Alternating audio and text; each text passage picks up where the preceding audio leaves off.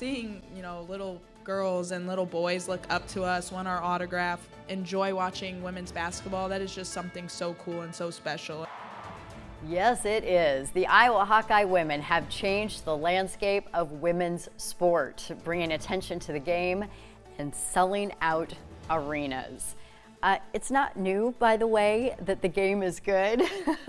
Women's basketball and sports have been fun to watch for a long time. Here to talk about this sea change, though, is a longtime friend of mine, Elisa Woods. Thanks for being here. Yeah, thanks for having me. Okay, so you've had a podcast for a number of years. Just give people your background, because you've done a lot of different things, but you have a sports background. I do, yeah. So my degree from Iowa State is in sport management. I was the last class before they got rid of it.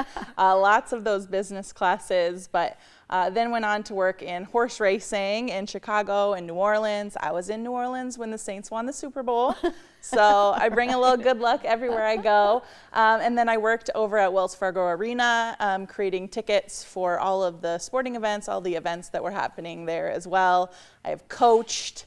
I have, talked about on the Cyclone Fanatic Network, talked about sports for 5 years almost on our Title IX podcast that just ended. I love the title of the podcast, Title IX podcast. All right, so let's just talk about, I call it a sea change, and Caitlin Clark is the big driver, of course, but we really are seeing it across multiple sports, I feel like, just the eyeballs. It is, yes, and I would just like to say that this season of women's basketball eclipsed expectations. You see what I did there? I know, hilarious. I hear the groans in the back. But yeah, so this season, it has just been continuously building.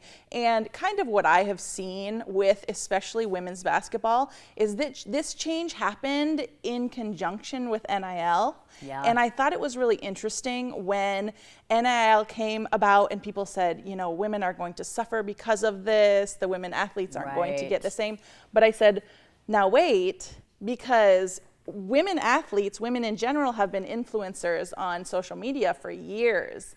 And 85% of consumers are women. Yeah, and so let's not forget. Yes, if you want to know who's going to sell you something, it's going to be a woman. And who's going to buy it? Yes. Okay, yes. So since we're on that topic, let's just talk about the finances here, because we just had numbers come in this afternoon, actually about the same time that news release came in about the celebration that's going to happen on Wednesday for the Hawkeye women, that said that this championship game yesterday, again, eclipsed all other viewing, men's or women's, and we've seen that consistently now. And you have to understand, too, when you look at, they've said for many years, that men's basketball is funding women's basketball. You have to look at the sponsorship agreement that they have.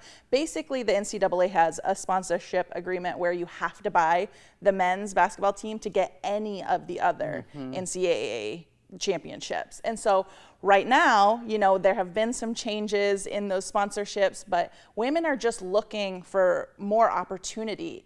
If you build it, they will come, obviously. Right. They had on ESPN 18.7 million viewers for that championship game. That is the most viewers for any basketball game on ESPN ever. Ever. We're talking men's basketball. We're talking LeBron James. We're talking Steph Curry. They have never seen those numbers on ESPN, and that was for a women's basketball game. What do you think it's going to do? The WNBA has struggled for years, and in fact, it's been a loss leader for years and years, not turned a profit. I think that started to change last year. But what do you think we're going to see for entities like the WNBA when we have women like Clark and Angel Reese and some of these other big collegiate names entering? So you said two of the big ones, and then I'll also bring in Cameron Brink. They have huge amount of followers on Instagram. And Caitlin Clark did something this year very interesting where she built her social media following. Yeah. And is it the chicken or the egg? Did people come to her because of what she was doing this year? But she gave them what they wanted to see. Yeah. She showed them what they wanted to see on her social media. And I think that if we look towards the WNBA, and a lot of the WNBA players, Diana Taurasi, have said, just wait till you get here.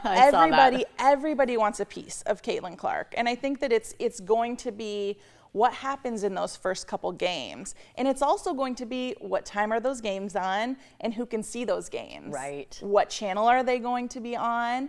Because they have to be available Yes. for us to see them. Right. It's not just, well, no, you know, nobody wanted to watch, and people aren't just going to come and support for the sake of supporting either. No. They want a show. Yeah, it has to be entertaining, absolutely. I've said for a while, I've said it a number of times on this show, that my barometer for all of this has been my husband, who cares about no sports ball of any kind, of any gender, like Yeah. just does not care. Starting last year, he was all about like, oh, when is the game on? Yeah. When can I watch the Hawkeye women? I was like, what's happening? Yeah. Well, and I think that the women this year have done something that the NBA has done. They've added a little razzle dazzle, as I like to say. They're showing you the outfits that they're wearing into their Right. games. You know, they're trash talking a little in the after games. You know, Angel Reese, she went to the school that Kim Mulkey mastered of any press is good press. Yes. You know, and they've built a soap opera. And if they can bring this soap opera to the WNBA, great. If they can keep it in women's basketball, in NCAA women's basketball, that is something that will be really interesting, because we're losing a lot of those big names. Can, you know, these young up-and-comers, can they be those characters? Yep. Well, we will be watching, and we're going to have you back again to talk about all of this and more. Thank you. Thanks for being with us, Elisa.